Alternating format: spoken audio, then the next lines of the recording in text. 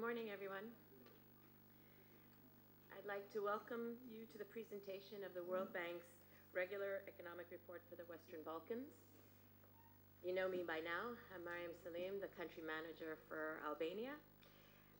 This is the 15th edition of the regular economic report.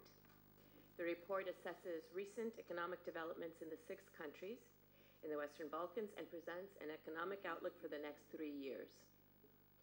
We are presenting this report in parallel across our offices here in Tirana, Sarajevo, Pristina, Skopje, Podgorica, and Belgrade. I would like to acknowledge Hilda Shijaku, who you also know very well. She's our senior economist based here in Tirana. And we also have Christoph Ungerer, our World Bank economist based in Washington, D.C. They are part of the team of authors of this report, and they are here today to bring firsthand insights from Albania as well as the regional outlook. This report highlights the need to build reform momentum for greater economic opportunities. All 6 countries in the Western Balkans face more or less similar challenges, such as examples of high levels of unemployment, and the challenge of creating more and better private sector jobs, which are essential to improve the economic opportunities for their citizens. I would like to highlight 3 findings from this report. First, on growth.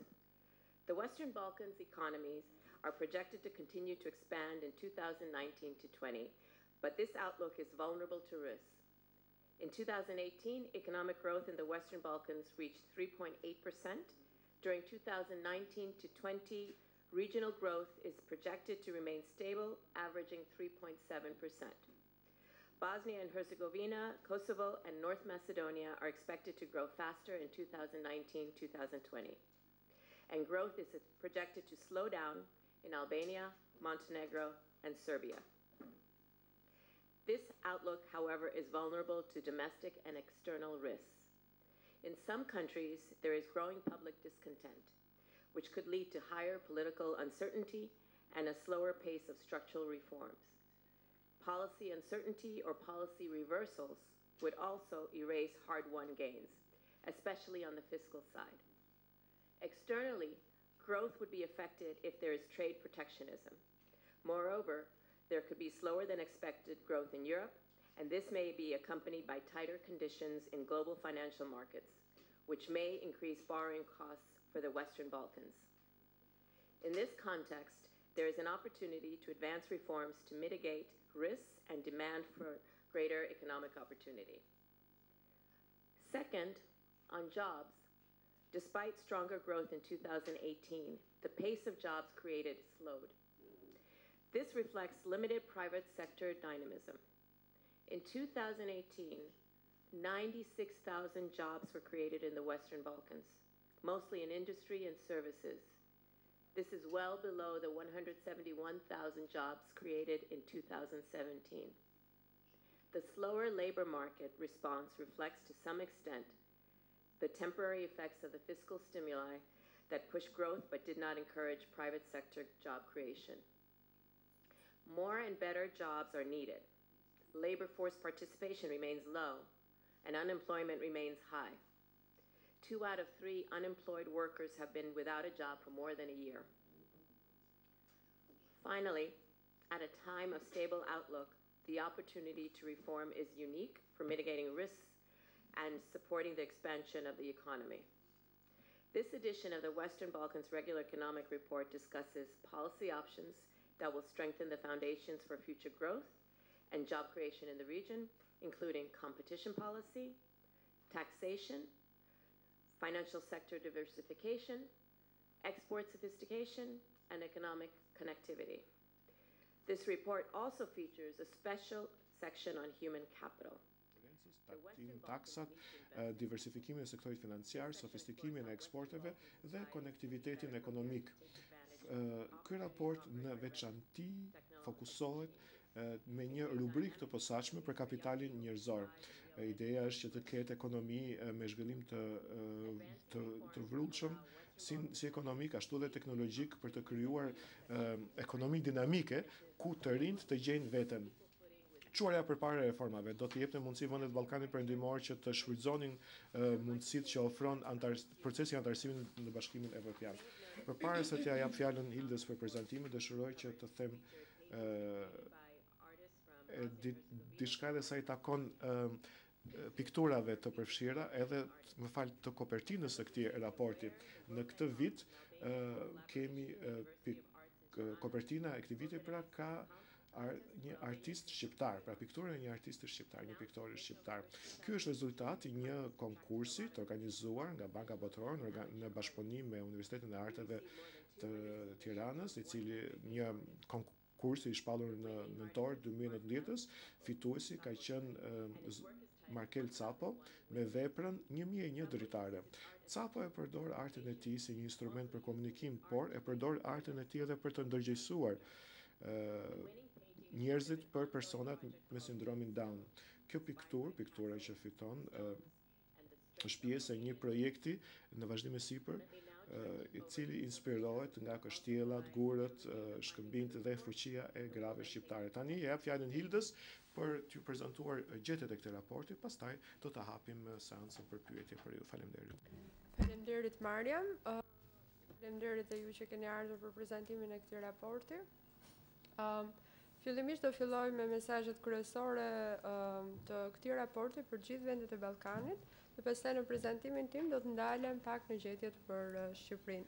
Siç e tha dhe Mariam, ekonomitë e vendeve të Ballkanit kanë vijuar të rriten në vitin 2018, por perspektiva e rritjes së mëtejshme është e brisht për shkak të rreziqeve të brendshme dhe të jashtme që këto vende me cilat këto vendet përballet.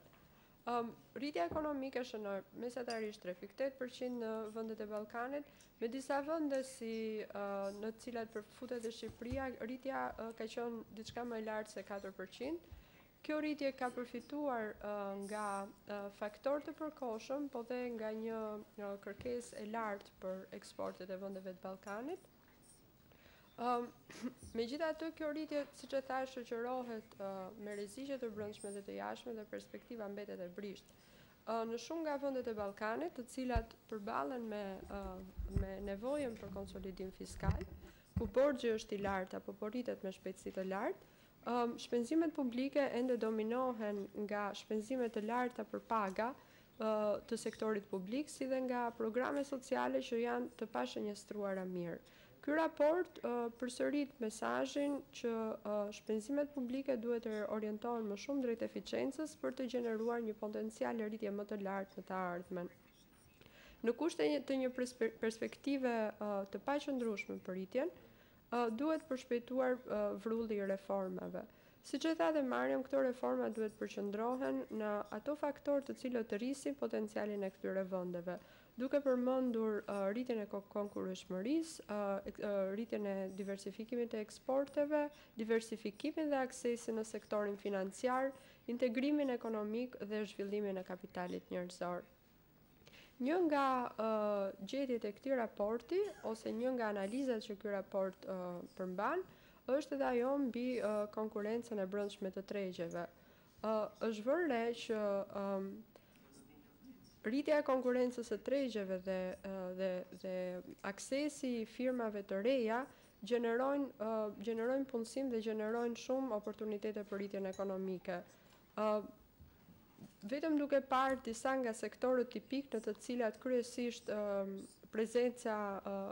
dominon prezenca e ndërmarrjeve publike, siç është energjia, uji ose transporti, përfshirë dhe telekomunikacionin, hapja e këtyre tregjeve do gjeneronte shtesa të konsiderueshme në potencialin e rritjes ekonomike. Për Shqipërinë 0,15%, duke variuar nga 0,15% për Shqipërinë në 0,23% për Maqedoninë e Veriut. Një tjetër analizë më e detajuar në këtë raport është dhe analiza e kapitalit human që kanë këto vende. Zhvillimi i kapitalit human është ngushësisht i lidhur me zhvillimin e programeve të edukimit, duke përfshirë që edukimin e hershëm, ashtu dhe edukimin universitar, shëndetësinë dhe mbrojtjen sociale, duke krahasuar vendet e Ballkanit me vende të tjera krahasuese, vihet re që mesatarisht një person në moshë pune humbet konsiderueshëm më tepër vite pune duke qenë inaktiv ose jashtë forcës së punës sesa në vendet të krahasueshme. Ky raport pikërisht thekson mesazhin që shpenzimet duhet orientohen drejt arsimit, shëndetësisë dhe mbrojtjes sociale. Në Shqipëri, përshpejtimi i rritjes ekonomike ka sjellë një përmirësim në balancat makroekonomike gjatë vitit të kaluar, megjithatë vendi mbetet i ekspozuar ndaj rreziqeve të brendshme dhe të jashtme. Rritja ekonomike vijoi të forcohet në vitin 2018, rritja ishte mbi 4%.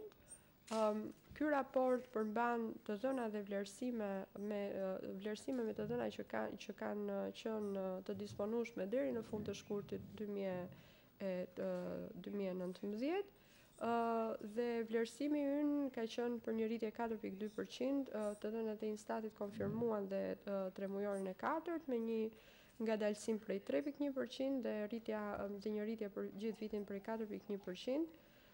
Kontributi nga ana e shpenzimeve, të gjithë faktorët ka pasur një kontribut pozitiv në rritjen ekonomike, por përgjithsisht rritja është nxitur nga kërkesa e brendshme, pra konsumi dhe investimet e brendshme. Rritja e fortë ekonomike është reflektuar dhe në dinamikat e tregut të punës. Punësimi ka vijuar të rritet ndonse me ritme më të ngadalta se vitin e kaluar dhe norma e papunësisë ka arritur 12.3% mesatarisht për vitin e kaluar. Aksesi më i suksesshëm në tregun e punës ka sjellë dhe një nxitje të njerëzve për të marrë pjesë aktive në tregun e punës, pra për të kërkuar dhe për të gjetur punë. Kjo tendenca e rritjes së pjesëmarrjes në forcën e punës është një tendencë që shikohet prej disa vitesh tash në vendin tonë. Për sa i përket balancave fiskale, borxhi publik dhe detyrimet e prapambetura kanë vijuar të reduktohen gjatë vitit 2018. Vlerësimi ynë është për një shifër prej 68.6%, pra që përfshin borxhin publik dhe të garantuar si dhe detyrimet e prapambetura të akumuluara deri në fund të tremujorit të 3 të 2018-s. Ky zvogëlimi i borxhit publik ka ardhur si pasojë e një kontrolli më të mirë në shpenzimet korrente, por edhe në një pjesë të madhe të tij është ndihmuar nga mbiçmimi i kursit të këmbimit. Megjithatë, rreziqet fiskale janë të pranishme dhe lidhen kryesisht me aktivitetet jashtë bilancit, ku përfshim partneritetet publike-private, si dhe detyrimet që mund të akumulojnë ndërmarrjet publike. Do të duhej që për një konsolidim të mëtejshëm fiskal, autoritetet të marrin masa për menaxhimin e këtyre riskeve që vijnë nga aktivitetet që përmenda, si dhe nga ana tjetër të mundohen të zgjerojnë bazën tatimore për të rritur dhe produktivitetin e të ardhurave. Nga pikpamja e balancave të jashtme, viti 2018 është karakterizuar nga një përmirësim i balancave të jashtme, me vijimin e ngushtimit të deficitit të llogarisë korrente, i cili është vlerësuar në 6.3% të prodhimit brendshëm bruto. Si shkak kryesor ka qenë transfertat hyrëse, por dhe eksportet e larta të energjisë dhe të shërbimeve, sidomos në 3 tremujorët e parë të vitit.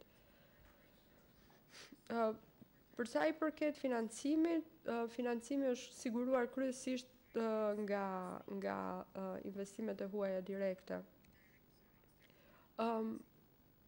Sektori financiar ka vijuar ndonse me ritme të ngadalta të mbështesë përgjithsisht konsumin. Teprica e kredis në fund të vitit 2018 është ulur me 2% në krahasim me një vit më parë, por kjo ka ardhur kryesisht si pasojë e fshirjes së kredive probleme nga bilancet e bankave, si dhe mbi çmimit të kursit të këmbimit. Në të ardhmen, për të ulur koston e kredis për bankat, do të duhej një përshpejtim i reformës për ristrukturimin e kredive me probleme, me anë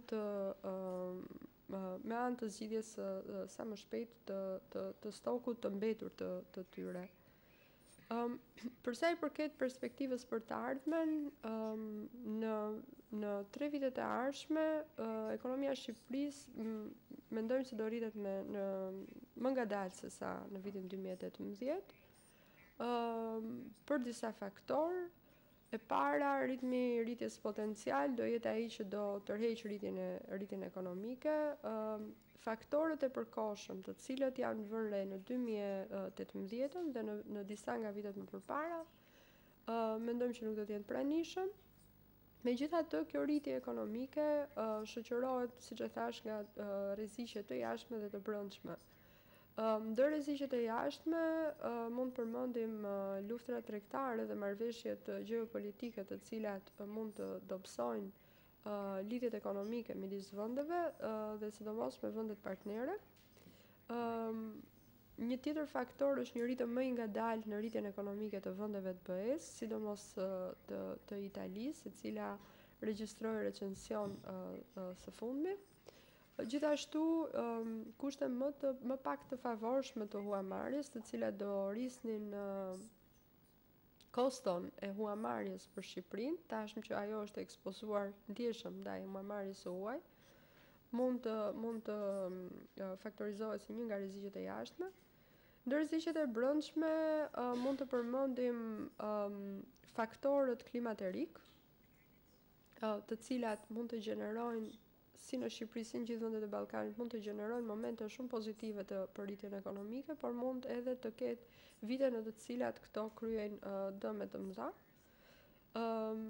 Një tjetër dobësi e brendshme është sektori financiar, i cili ende vazhdon të vuajë nga një diversifikim i ulët, si dhe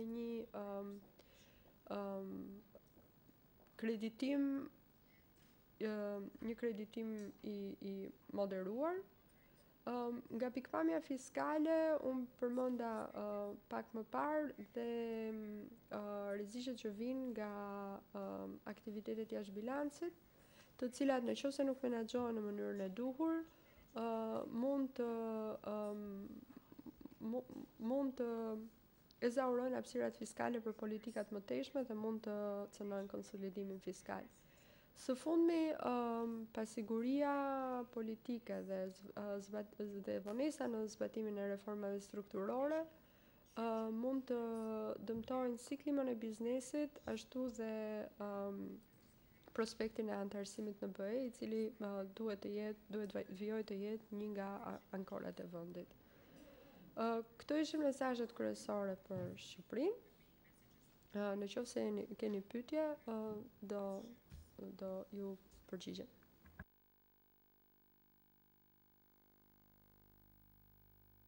Thank you, Hilda. Faleminderit, Hilda. Atëherë po e hapim diskutimin për pyetje. Kemi Hildën dhe Kristofin, antarët e ekipit projektit, por siç e keni vënë re, kemi një panel më të gjerë këtu nga ekipi i Bankës Botërore në Shqipëri, përfshim grupin e Bankës Botërore, madje edhe IFC-n, pra kemi përfaqësues të ndryshëm, të cilët mund të përgjigjen pyetjeve tuaja. Do t'i lutesha antarëve të ekipit që nëse pyetja u drejtohet atyre të prezantohen kur të flasin dhe pastaj t'i përgjigjen pyetjes. Seancën e pyetjeve do drejtoj Ana. Thoni emrin dhe median që përfaqësoni dhe pastaj pyetjen. Përshëndetje, Erblina Mile nga RTV-ora. Ju theksuat që një nga pasigurit është kriza politike që ka përfshirë Shqipërinë kohët e fundit. A mund na shpjegoni pak më shumë se si mund të ndikojë kjo në rritjen ekonomike dhe sa mund të ndikojë në thithjen e investimeve të huaja? I pyetjet e dytë, po?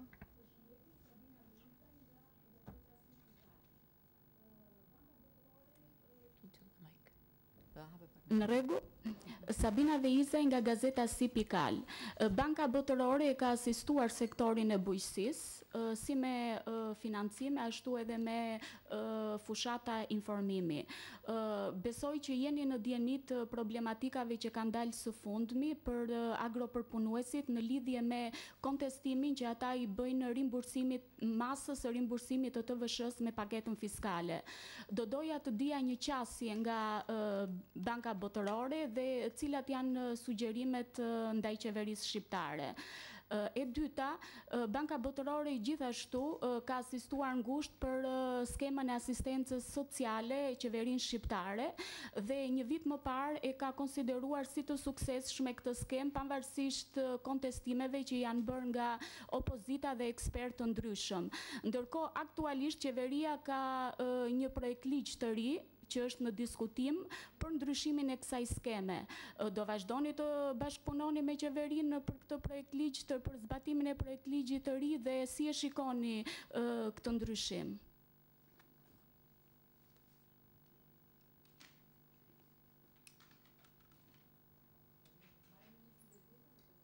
Vazhdoj me përgjigjet. Pa urdhra. Jeni? Televizioni Klan. Okej. Ola Xama, Televizioni Klan. Lidhur me detyrimet e prapambetura, duke qenë se në një raport të Fondit Monetar Ndërkombëtar, pasi qeveria ende nuk i ka bërë publike vlerën totale të detyrimeve të prapambetura për 2018-ën, shihet një shifër e lartë të këtyre detyrimeve në vlerën $240 milion. Sipas kalkulimeve të FMN-s në borxhin publik ishte diku te 70% e GDP-s, ndërkohë që shoh Banka Botërore këtu që ka llogaritur 68.8, në mos gaboj. Është shifra reale që keni marrë së fundi nga qeveria, pra që kemi një rënje të detyrimeve të prapambetura dhe bashkangjitur kësaj pyetje. Sa mund të përbëjnë rrezik për konsolidimin fiskal këto lloj borxhesh? Pyetja tjetër, duke qenë se me raportin ekonomik të prezantuar disa muaj më parë, rritja ekonomike për 2019 është pak a shumë në të njëjtat nivele. Kriza energjetike, përfundimi i disa veprave të investimeve të huaja, por dhe kriza politike, a do t'jap mbase në të ardhmen një ritëm rritje më të ulët se sa ky që është sot 3.8%? Faleminderit.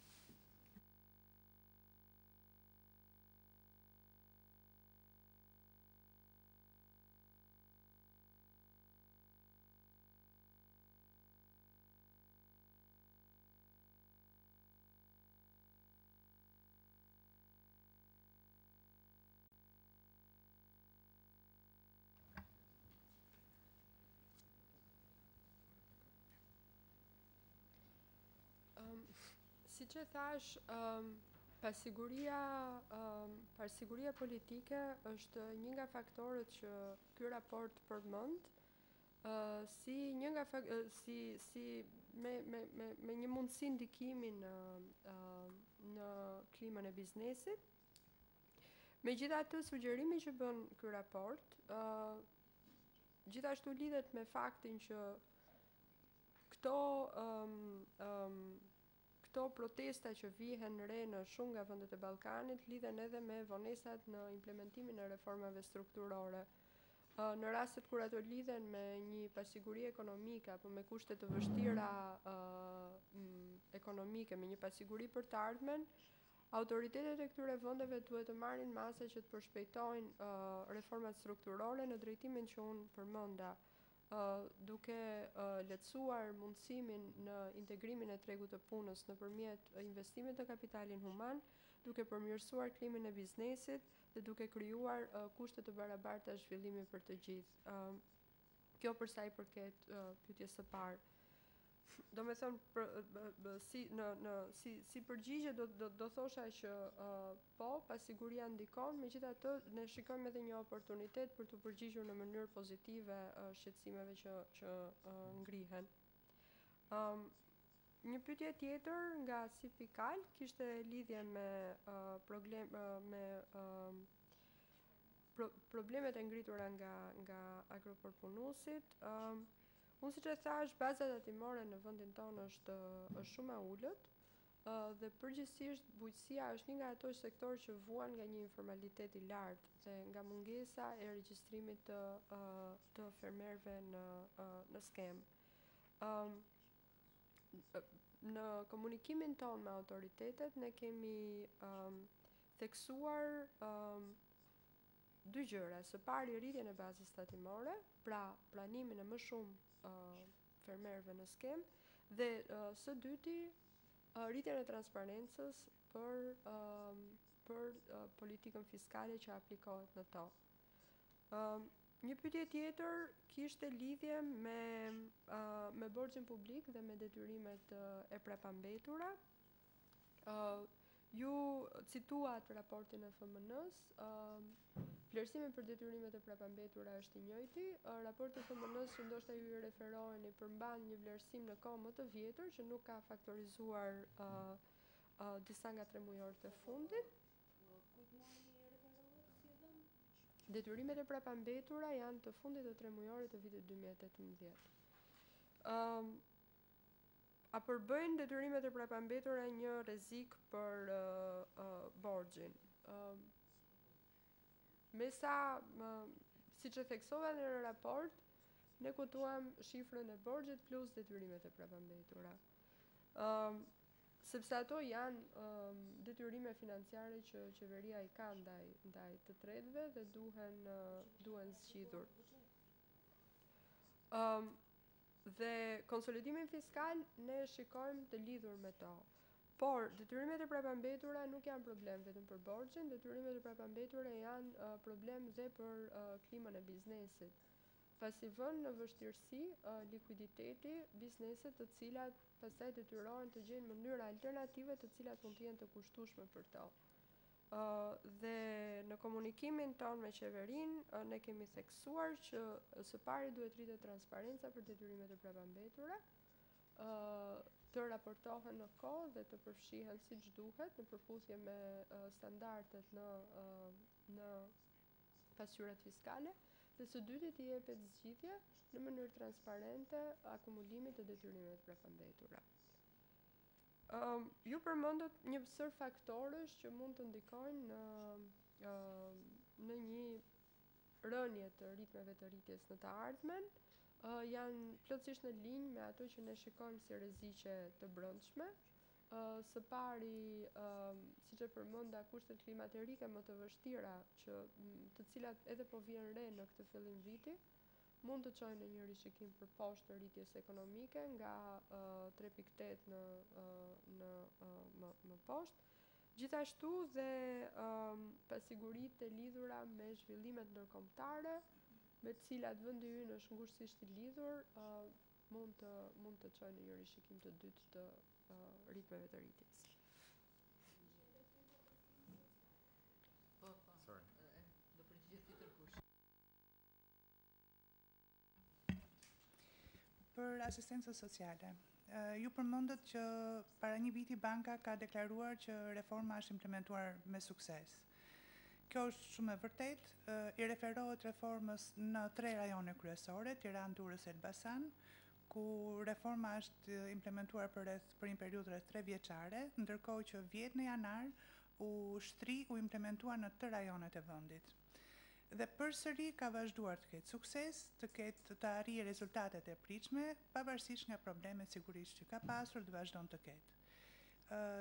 Një pjesë e rëndësishme e reformës ka qenë dhe vazhdon të mbetet ndryshimet ligjore. Dhe përsëri kjo është pjesë me të cilën banka ka punuar dhe vazhdon të punojë së bashku me qeverinë. Janë bërë disa ndryshime ligjore të rëndësishme, mund përmend kalimin e të drejtës së marrjes së ndihmës te gratë ose vendosja e një përfitimi lidhur me arsimimin e fëmijëve për familjet që përfitojnë ndihmë ekonomike ose për imunizimin e fëmijëve, në vaksinimin, vendosja e një shtese në benefitin që marrin e një sër ndryshimesh të tjera dhe përsëri po vazhdohet me disa ndryshime të tjera ligjore që të përputhen me reformën dhe me ato gjëra të reja që sjell reforma në implementim. Pavarësisht se projekti ynë origjinal që mbështeti ndihmën sociale është mbyllur në dhjetor të vitit kaluar, ne kemi rënë dakord me qeverinë dhe kemi dhënë një financim shtesë, si quajmë ne, që do të vazhdojë implementimin për 2 vjet e gjysmë për të vazhduar suportimin të 2 reformave, qoftë të ndihmës ekonomike, të asistencës sociale, ashtu dhe të paaftësisë.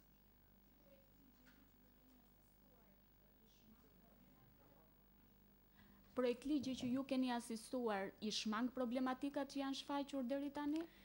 Ky është qëllimi. Megjithatë është një proces. Nuk është që ndryshimet bëhen një herë dhe ato janë të përhershme. Vetë implementimi në shtrirje ose shtrirja e implementimit në tërë vendin sollën problematika të reja, të cilat po reflektohen. Dhe përsëri ne do të jemi prezent dhe për 2 vite gjysmë të paktën të ardhshëm për ta mbështetur qeverinë në çdo përmirësim të nevojshëm.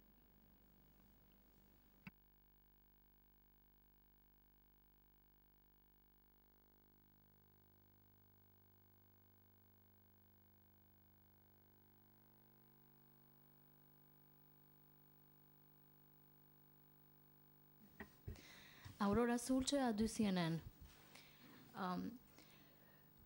Para pak kohësh, qeveria çoi për miratim dhe që u miratua nga parlamenti ndryshime në ligjin e partneritetit publik-privat. PPP-t kanë qenë një ndër çështjet cilat janë për cilën jo vetëm Banka Botërore, por edhe FMN ka shpërsuar, le të themi në vijshmëri, pjesën e qëndrimit të saj.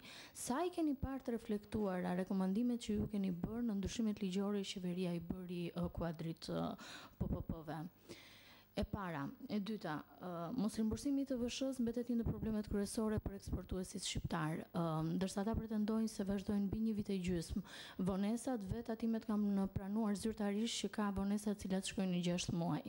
Ndërkaq nga ana tjetër Ministria e Financave flet për suficit në buxhet. Duke ju parë ju si një ndër aktorët më të besuar, le të themi në këtë situatë që jepet me 2 kahe të kundërta, sa mund të flasim për një performancë mirë të administratës edhe Ministrisë Financave në kushtet kur nuk rimbursohet në kohë TVSH-ja? Dhe një pyetje tretë, duke qenë se kriza energjetike mbetet një ndër problemet kryesore për ekonominë shqiptare këtë vit, dhe padyshim përballimi i saj do të kërkojë edhe një implikim të buxhetit. Çfarë konkretisht do t'i rekomandonit qeverisë shqiptare dhe në vlerësimet tuaja? A ekzistojnë fondet në buxhet për të përballuar importin e energjisë elektrike që nga sa duket nga situata do të kërkojë fonde të konsiderueshme? Faleminderit.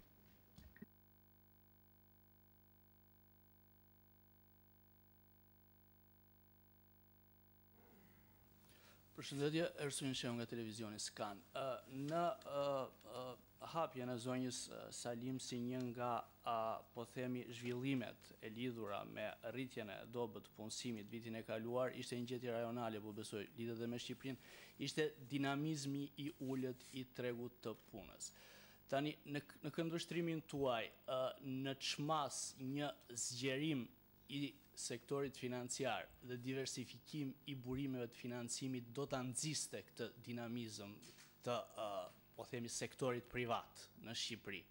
Dhe a besoni që ka përpjekje të mjaftueshme nga qeveria shqiptare dhe institucionet e lidhura për reforma që do të çonin në një zgjerim dhe thellim të tregut financiar në vend? Faleminderit.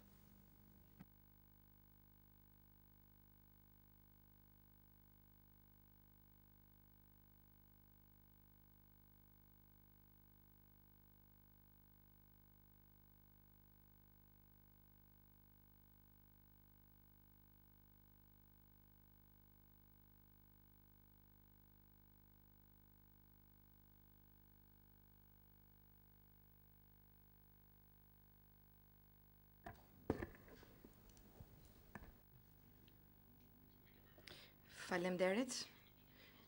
Për sa i përket ligjit për partneritetin publik-privat, e shikojmë si një hap në drejtimin e duhur, mendojmë që këto propozimet janë të tilla dhe po punojmë ngushtë me qeverinë shqiptare për gjitha ndryshimet ligjore, për të parë shpirtin ose frymën që është në këtë ligj. Po bashkëpunojmë me qeverinë shqiptare për fuqizimin e partneriteteve ekzistuese publik-privat dhe Shqipëria sigurisht po përfton më shumë përvojë në përdorimin e këtij instrumenti, siç e kemi përmendur edhe në parashikimet tona. Shqipëria është shumë e rëndësishme për Shqipërinë që të shikojë këto riske që lidhen me partneritetin publik-privat dhe Shqipëria ta përdor këtë si një procedurë për të mësuar si përvojë çfarë funksionon dhe çfarë nuk funksionon, që në të ardhmen t'i bëjmë më mirë këto. Për sa i përket rimbursimit të TVSH-s, është një temë shumë e rëndësishme. Këto janë shumë të rëndësishme si tema dhe mendoj që duhet të trajtohet jo vetëm sepse ndikon tek bizneset, të cilët për likuiditet duhet që të kenë këto rimbursime të TVSH-s, por gjithashtu në të njëjtën kohë ato duhet ta ndjejnë veten të besueshme në kuadrin e sistemit të rimbursimit të TVSH-s. Është shumë e rëndësishme që kjo të trajtohet në mënyrën e duhur.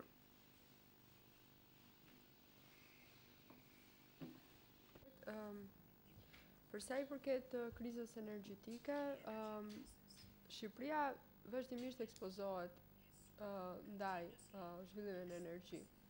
Dhe këto zhvillime prekin buxhetin, prekin eksportet, prekin dhe rritjen ekonomike.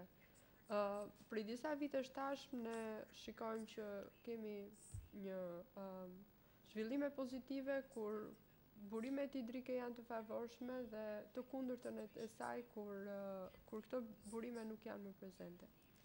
Rekomandimet tona ka qenë për një zgjidhje afatgjatë të këtij problemi. Qeveria nuk duhet thjesht të shikojë nëse ka fonde në buxhet për vitin korrent për të mbyllur nevojat për energji, po duhet të krijojnë mekanizma të cilat të sigurojnë qëndrueshmërinë e financimit të sektorit energjetik, për sa kohë ky financim do të varet nga buxheti.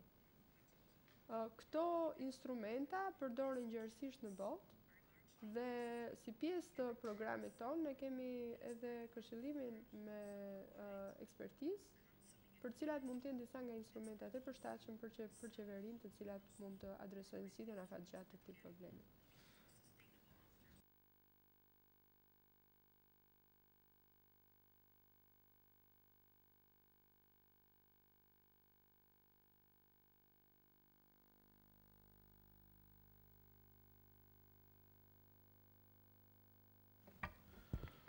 Përshëndetje, emri im është Kelergjika, mbuloj projektet ose programet e sektorit financiar në Shqipëri. Pyetja e Ersuinit është faktikisht pyetje shumë e mirë. Dinamizmi i sektorit punësimit, por në fakt dhe dinamizmi i ekonomisë ka një dimension të rëndësishëm që është financimi. Sa më tepër financim, më tepër investime, më tepër punësim, më tepër zhvillim dhe rritje ekonomike. Sektori financiar në Shqipëri ka nevojë të zhvillohet, qoftë në thellësi, pra zhvillimin e produkteve ose rritjen e gamës tyre, nga sektori kryesor në vend, që i sektorit financiar, që është sektori bankar, por gjithashtu edhe në gjerësi, që është diversifikimi i sektorit financiar, dhe kjo është një pjesë shumë e rëndësishme, qoftë për zhvillimin e alternativave financiare të financimit, zhvillimin e tregut kapitaleve, digitalizimi i shtuar në sektorin financiar apo të tjera. Është një segment shumë i rëndësishëm i ekonomisë me mjaft peshë, ndoshta sektori më e peshë, që janë ndërmarrjet mikro, të vogla dhe të mesme. Këto janë përgjegjëse për rreth 80% punësimit, rreth 78% të vlerës ekonomike të gjeneruar, dhe si rrjedhim kanë nevojë për mbështetje. Nga ana e tyre, ato citojnë aksesin në financim si një nga problemet më të rëndësishme që ato kanë. Në njësër problemesh, po ky është një nga problemet më të rëndësishme. Sektori natyrisht ka probleme të kërkesës dhe të ofertës. Për sa i përket ofertës, është e nevojshme që bankat të zhvillojnë produktet e tyre, të fillojnë të fokusohen më tepër te ky sektor, të ulin ndoshta perceptimin e rrezikut dhe të ndihmojnë në këtë drejtim, dhe është gjithashtu e nevojshme që të zhvillohen këto alternativat financiare të zhvillimit, të financimit. Nga ana kërkesës, natyrisht që ka gjithashtu problemet e veta, ndërmarrjet mikro të vogla të mesme duhet të rrisin aftësinë e tyre për të përgatitur planet biznesi të përshtatshme, të jenë më të formalizuara, të kenë më tepër kapacitete ose të mbështeten me kapacitete për menaxhimin financiar apo për të aplikuar dhe përdorur dhe të kuptuar instrumentat financiar. Ne kemi disa programe mbështetëse dhe ndihmojmë në fusha të caktuara, ndoshta në shkallë të vogël për momentin për zhvillimin dhe diversifikimin e sektorit financiar. Por shumë më tepër mund të bëhet për të ndihmuar me politikat, me programet e zhvillimit të financimit, aksesit në financë për sektorin e ndërmarrjeve mikro të vogla të mesme. Në qoftë se qeveria është e gatshme që të punojë më tepër në të drejtimin në një shkallë më të madhe, ne jemi të gatshëm ta mbështesim. Faleminderit. Pyetje të tjera ka? Po, program. Hilda nga Fox News. Ju në parashikimet tuaja për, le të themi, rritjen ekonomike të ngadalësuar për vitet që do të vinë është edhe lufta e tregjeve.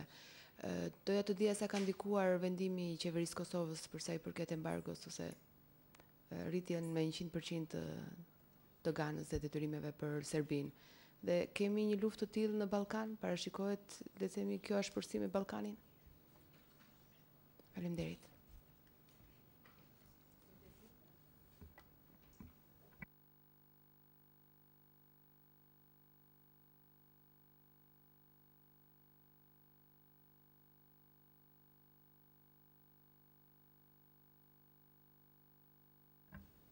Për sa i përket luftrave në Ballkan, ne në parashikimet tona nuk kemi faktorizuar, të paktën për Shqipërinë, ndonjë ndikim të tillë.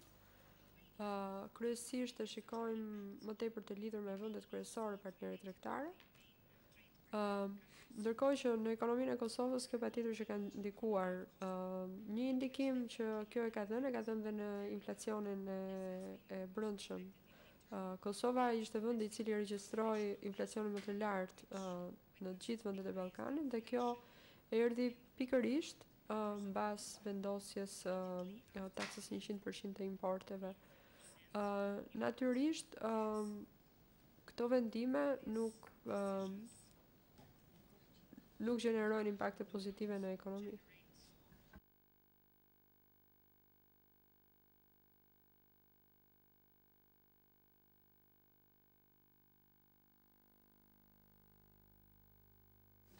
Thank you all. Faleminderit.